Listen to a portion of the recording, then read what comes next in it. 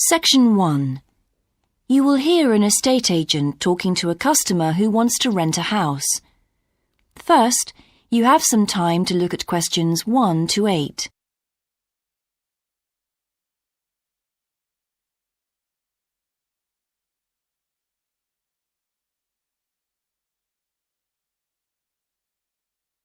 You will see that there is an example that has been done for you. On this occasion only, the conversation relating to this will be played first. Good morning. How can I help you? Hello. I'm interested in renting a house somewhere in the town. Right. Could I have your name, please? Yes, it's Stephen Godfrey. And tell me how many bedrooms you're looking for. Well, we'd need 4 because I'm going to share the house with 3 friends. The number of bedrooms needed is 4, so 4 has been written in the space. Now we shall begin. You should answer the questions as you listen, because you will not hear the recording a second time. Listen carefully and answer questions 1 to 8. Good morning. How can I help you? Hello. I'm interested in renting a house somewhere in the town. Right. Could I have your name, please? Yes, it's Stephen Godfrey. And tell me how many bedrooms you're looking for. Well, we'd need 4 because I'm going to share the house with 3 friends. OK. There are several of that size on our books. They mostly belong to families who are working abroad at the moment. What about the location? It'd be nice to be central. Oh, that might be difficult, as most houses of that size are in the suburbs. Still, there are a few. What's your upper limit for the rent? We'd like something around £500 a month, but we could go up to £600 if we have to. But we can't go beyond that. Do you know how long you want to rent the house for? The minimum let is 6 months, as you probably realise. We're at college here for 2 years, and we don't want to have to move during that time if we can avoid it. Right. And how soon do you want to move in? All our lets start on the 1st of the month. Well, as soon as possible, really, so that means September 1st. OK, let me have a look at what we've got. We have photographs of all the houses on our book, so you can get an idea of what they're like.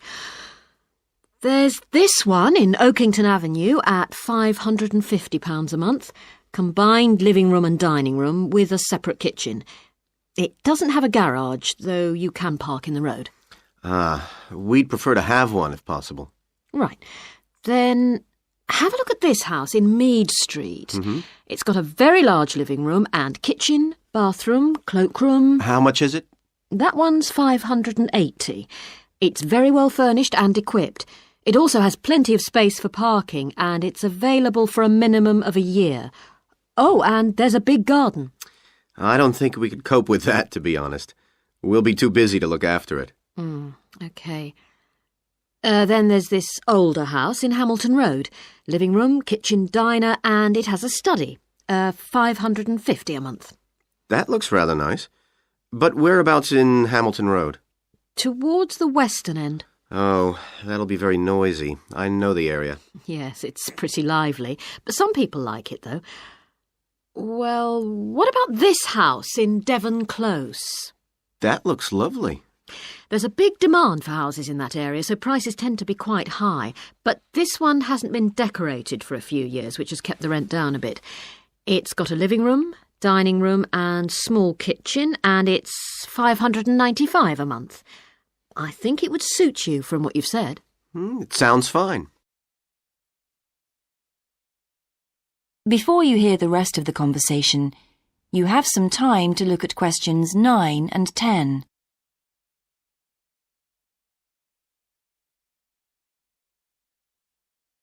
Now listen and answer questions 9 and 10. Why is that part of town so popular? Well, there's a big scheme to improve the district, and it'll soon have the best facilities for miles around. What sort of thing? There's a big sports centre under construction, which will be very impressive when it's finished. In fact, the swimming pool's already opened, ahead of schedule, and it's attracting a lot of people. What about cinemas? Are there any in the area? The only one closed down last year, and it's now in the process of being converted into a film museum. The local people are trying to get a new cinema added to the scheme. I think I heard something about a plan to replace the existing concert hall with a larger one. Ah, that's due to start next year. Well, it sounds an interesting area to live in. Could I go and see the house, please? Yes, of course. That is the end of section 1. You now have half a minute to check your answers.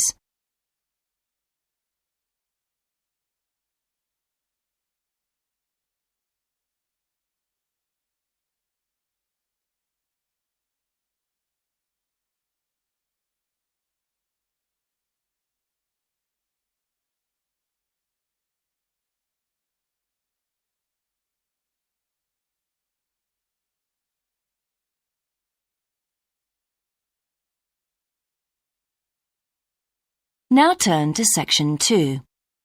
Section 2. You will hear a man talking on the radio about a national arts centre.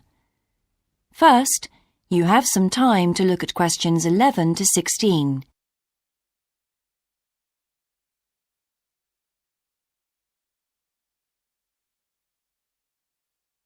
Now listen carefully and answer questions 11 to 16. Hello, and welcome to Focus on the Arts. I'm your host, Dave Green, and this is your very own local radio programme. Every Friday evening, we put the spotlight on different arts and culture facilities and look at the shows and events that are on offer in the coming week. And today, the focus is on the National Arts Centre. Now, if you don't already know it yourself, I'm sure you've all heard of it. It's famous throughout the world as one of the major venues for classical music. But did you know that it's actually much more than just a place to hear concerts? The centre itself is a huge complex that caters for a great range of arts. Under a single roof it houses concert rooms, theatres, cinemas, art galleries and a wonderful public library, as well as service facilities including 3 restaurants and a bookshop. So, at any one time, the choice of entertainment there is simply enormous. So, how did they manage to build such a big arts complex right in the heart of the city? Well, the area was completely destroyed by bombs during the war in 1940.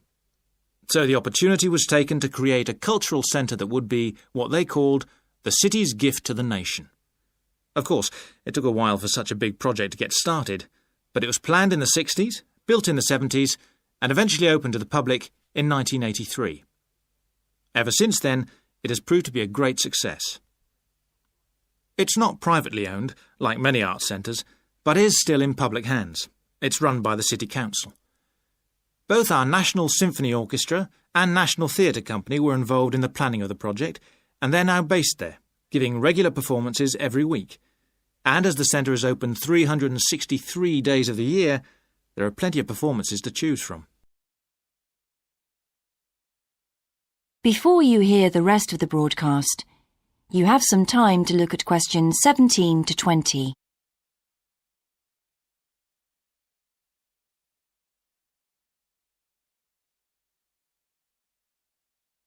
Now listen and answer questions 17 to 20. So, to give you some idea of what's on, and to help you choose from the many possibilities, we've made a selection of the star attractions. If you're interested in classical music, then we recommend you go along to the National on either Monday or Tuesday evening at 7:30 for a spectacular production of The Magic Flute, probably the most popular of all Mozart's operas. It's in the Garden Hall, and tickets start at only £8, but you'll have to be early if you want to get them that cheap. And remember, it's only on for those 2 evenings. For those more interested in the cinema, you might like to see the new Canadian film, which is showing on Wednesday evening at 8 p.m. in Cinema 2. And that's called 3 Lives. It's had fantastic reviews, and tickets cost just £4.50, which is a reduction on the usual price of £5.50. So, it's really good value, especially for such a great movie. But you can see the centre's main attraction at the weekend, because on Saturday and Sunday, 11 a.m. to 10 p.m, they're showing a wonderful new exhibition that hasn't been seen anywhere else in Europe yet. It's a collection of Chinese art called Faces of China. That's in Gallery 1, and it has some really fascinating paintings and sculptures by leading artists from all over China. And the good news is that it's completely free, so don't miss it. So why not go along to the National Arts Centre next week for one or all of these great events? And you can always pick up a programme and check out all the other performances and exhibitions on offer, or coming soon, on almost every day of the year. Next week, we'll be looking at the new Museum of Science. That is the end of section 2. You now have half a minute to check your answers.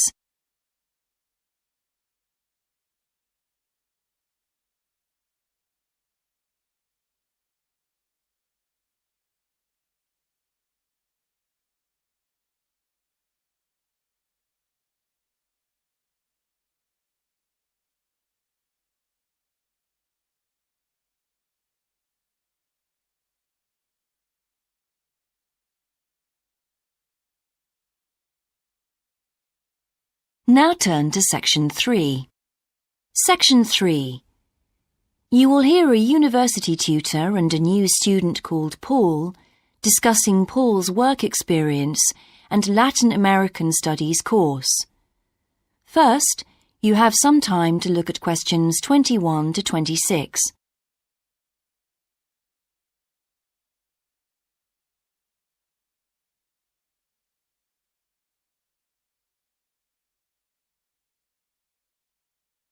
Now listen carefully and answer questions 21 to 26. I've been reading your personal statement, Paul. First, let's talk about your work experience in South America. What took you there? Was it to gain more fluency in Spanish? Well, as I'm combining Spanish with Latin American studies, my main idea was to find out more about the way people lived there. My spoken Spanish was already pretty good, in fact. So you weren't too worried about language barriers? No. In fact, I ended up teaching English there, although that wasn't my original choice of work. I see. How did you find out about all this? I found an agency that runs all kinds of voluntary projects in South America. What kind of work? Well, there were several possibilities. You mean construction, engineering work? Yes, getting involved in building projects was an option. Then there was tourism, taking tourists for walks around the volcanoes, which I actually chose to do, and then there was work with local farmers. But you didn't continue with that project. Why not? Because I never really knew whether I'd be needed or not. I'd thought it might be difficult physically, but I was certainly fit enough. Now, I wanted to do something that had more of a proper structure to it, I suppose. I get demotivated otherwise. What do you think you learned from your experience? It must have been a great opportunity to examine community life. Yes, but it was difficult at first to be accepted by the locals. It was a very remote village, and some of them were reluctant to speak to me, although they were always interested in my clothes and how much I had to pay for them. Well, that's understandable. Yes, but things soon improved. What struck me was that when people became more comfortable with me and less suspicious, we really connected with each other in a meaningful way. You made good friends? Yes, with two of the families in particular. Good. What about management? Did you have a project manager? Yes, and he gave me lots of advice and guidance. And was he good at managing too? That wasn't his strong point. I think he was often more interested in the academic side of things than filing reports. He was a bit of a dreamer. And did you have a contract? I had to stay for a minimum of 3 months. My parents were surprised when I asked to stay longer, 6 months in the end. I was so happy there. And did anything on the administration side of things surprise you? What was the food and lodging like? Simple, but there was plenty to eat, and I only paid $7 a day for that, which was amazing, really. And they gave me all the equipment I needed, even a laptop. You didn't expect that then? No. Well, I'll look forward to hearing more.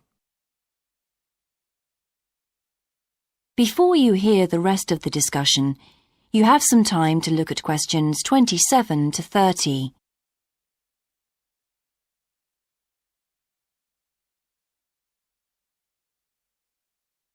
Now listen and answer questions 27 to 30. But now let's look at these modules. You'll need to start thinking about which ones you'll definitely want to study. The first one here is gender studies in Latin America.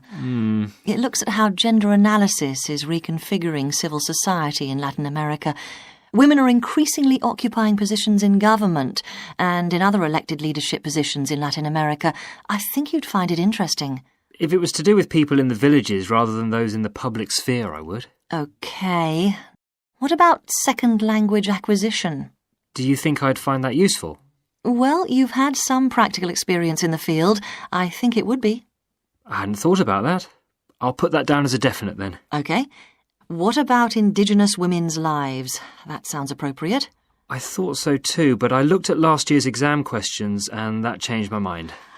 Don't judge the value of the course on that. Maybe talk to some other students first, and we can talk about it again later. OK.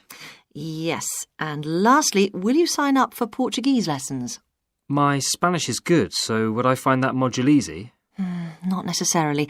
Some people find that Spanish interferes with learning Portuguese, getting the accent right too. It's quite different in a lot of ways. Well, I'd much sooner do something else then. All right. Now, what we need to do is make a... That is the end of section 3. You now have half a minute to check your answers.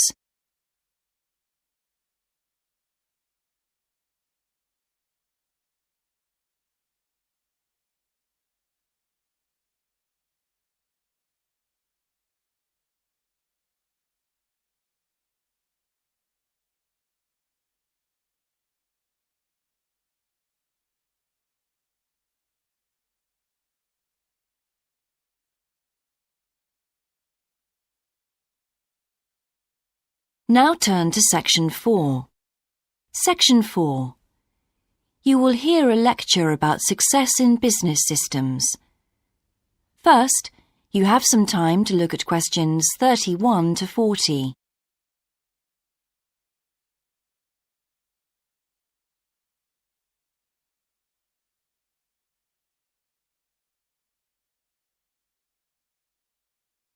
Now listen carefully and answer questions 31 to 40. Good morning, everyone. In the last few lectures, I've been dealing with business finance, but now I'm going to move on to business systems. And in today's lecture, I'm going to talk about what can go wrong when businesses try to copy their own best practices. Once a business has successfully introduced a new process, managing a branch bank, say, or selling a new product, the parent organization naturally wants to repeat that success and capture it, if possible, on a bigger scale. The goal, then, is to utilize existing knowledge and not to generate new knowledge. It's a less glamorous activity than pure innovation, but it actually happens more often, as a matter of fact. However, surprisingly, getting things right the second time is not necessarily any simpler than it was the first time. Now, there's been a lot of research into how companies can repeat their previous successes, and it certainly hasn't been confined to the United States. It seems that most large industries are trying to repeat their own successes and manage the knowledge they've acquired. But even so, it has been shown that the overwhelming majority of attempts fail. A host of studies confirm this, covering a wide range of business settings: branch banks, retail stores, real estate agencies, factories, call centers, to name but a few. So why do so few managers get things right the second or third time? Let's consider one reason for failure: placing too much trust in the people who are running the successful operation, the experts, shall we say.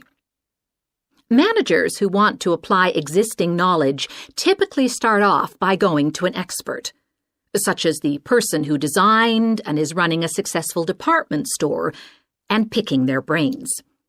Now, this approach can be used if you want to gain a rough understanding of a particular system, or understand smaller, isolated problems. The trouble is, even the expert doesn't fully grasp the whole thing, because when it comes to complex systems, the individual components of the process are interwoven with one another. The expert never has complete access to the necessary information. And the situation's complicated even further by the fact that experts are usually not aware of their own ignorance. The ignorance can take various forms. For instance, a lot of details of the system are invisible to managers. Some may be difficult to describe, learned on the job, and well known by workers, perhaps, but impossible to describe in a way that's helpful. And there are some things that people know or do that they're not even aware of. Now, let's consider two types of mistake that can occur when a manager actually starts to set up a duplicate system to replicate a successful process. Firstly, perhaps he forgets that he was just trying to copy another process and starts trying to improve on it. Another mistake is trying to use the best parts of various different systems in the hope of creating the perfect combination. Unfortunately, attempts like these usually turn out to be misguided and lead to problems. Why? Well, for various reasons. Perhaps there weren't really any advantages after all, because the information wasn't accurate. Or perhaps the business settings weren't really comparable. More typically, the advantages are real enough, but there are also disadvantages that have been overlooked. For example, the modifications might compromise safety in some way. So, what's the solution? Well, I don't intend to suggest that it's easy to get things right the second time. It's not. But the underlying problem has more to do with attitudes than the actual difficulty of the task, and there are ways of getting it right. These involve adjusting attitudes, first of all. Being more realistic and cautious, really. Secondly, they involve exerting strict controls on the organizational and operational systems. And this, in turn, means copying the original as closely as possible. Not merely duplicating the physical characteristics of the factory, but also duplicating the skills that the original employees had. Reliance on a template like this offers the huge advantage of built-in consistency. That is the end of section 4. You now have half a minute to check your answers.